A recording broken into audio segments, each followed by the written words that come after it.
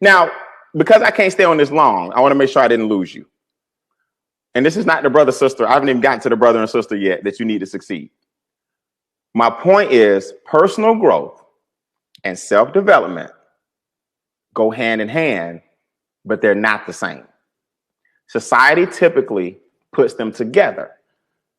And a lot of times you'll find that everybody's still frustrated, no matter how many journals they write in, no matter how many books they read, no matter how many people they go see speak, no matter how many tools they buy, because very, very few of us meaning like myself and thought leaders, very few of us tell you the truth.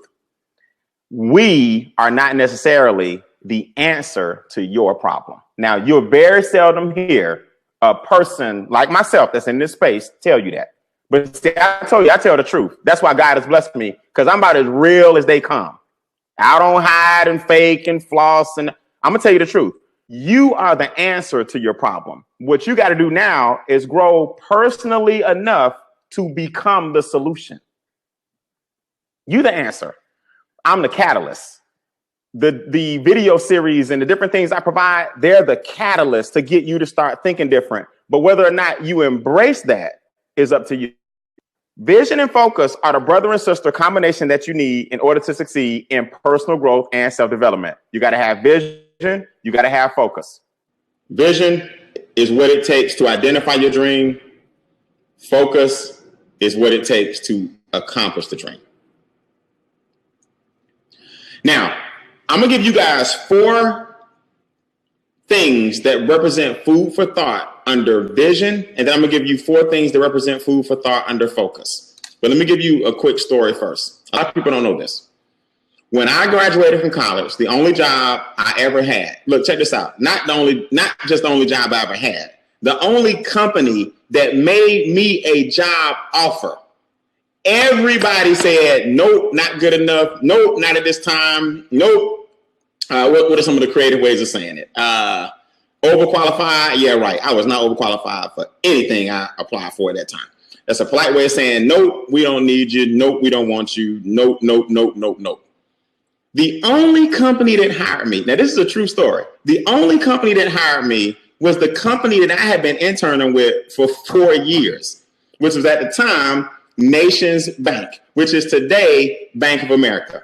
Now, this is how I know that destiny is real. This is how I know that you get what you ask for. This is how I know that you got to be careful what you wish for. Nobody hired me. I interview with everybody. I mean, you name it. And what's funny is to this day, and people close to me will tell you, I still have the rejection letters of every job that told me no. You know why I kept them? Because I know for a fact it was not God's plan for me to have a job. That's just it. Nothing wrong with a job. I'm just saying it wasn't God's plan for me to have one, or he wouldn't have taken it away from me at 20 years ago. I'll be 42 next week. 20 years ago, he decided that my place was not in somebody else's cubicle. That was my destiny. But let me show you how I made it real, and let me show you how he made it plain. So I landed this job at the bank.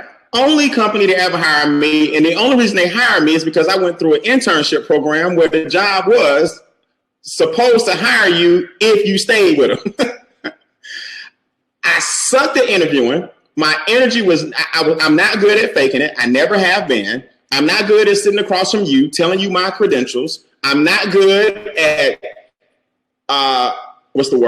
fluffing on my resume. I'm not good at giving you a situation where I had to exemplify leadership. I'm not good at interview questions. I'm like this all the time. If the interviewer wasn't like me, then the interviewer didn't like me. I'm telling you, I just wasn't good at it. If the interviewer was not like me, then the interviewer didn't like me. So nobody liked me, which is perfectly fine. All right, so when I got hired out of college, I'm getting to focus and vision, but I want you to hear me. When I got hired out of college, one of my jobs, I landed 2. They moved me around to see whether or not I was going to be good at construction lending or residential lending. Commercial and construction lending is the development of complexes like Target, Walmart, and all the billion-dollar, like the surrounding areas. So I would go out on site, literally with like a little golf shirt on, khakis. It was a cool little environment, golf shirt, khakis, and a little hard hat, because you can't go in with construction without a hard hat. I would go in and I would appraise these huge projects. I was learning to appraise them. I would watch grass and trees become billion-dollar projects for people. That's on the commercial side. That's when I learned what an anchor was. Like an anchor is like Target. If Target is the anchor or Walmart is the anchor, all the surrounding shops around that would do well, because if I shop at Target, I'm going to eat at Chipotle. If I eat at Chipotle, I'm going to go over here and buy some shoes from this store. And if I buy some shoes from this store, but all of that's because the anchor has to be strong. So I learned, okay, branding is important. Popularity builds business. If you build a popular brand, it builds business. And if the business is built properly, others will come. And if others come, they tell others, and the whole area thrives off one successful business called an anchor. Everybody in the chat room, do me a favor. You understand this in a second. Type, I am the anchor. Type, I am the anchor. Because success will come your way if you exude the proper energy. Now, on the residential side, I don't know where I got this from. I don't know why I'm like this. I've always appreciated real estate. Over the next 2 years, I'm going to add real estate to my portfolio other than my own home or whatever, because I've always appreciated real estate. I would go in and see subdivisions go from nothing, just the developer, the curb, the road, the lights, the signs, and blank, like lots, just empty lots. I would watch developers court builders. Then the builders would build the homes. Then the home buyers would come in and buy the home. So there were 3 phases. First, you got to develop it. You got to sell the lots to builders. And then the builders have to actually come in and build homes beautiful enough that people want to buy. I'm going somewhere with this. A pre-sale is where a person knows that they want this house because they sat down with you and constructed it. Got an architect. This is my design. This is my bedroom. This is my bathroom. This is my great room. These are my steps.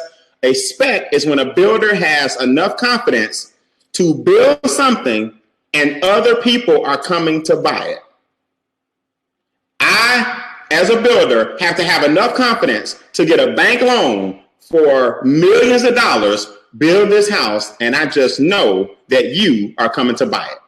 Either way, I learned at an early age, you got to have vision.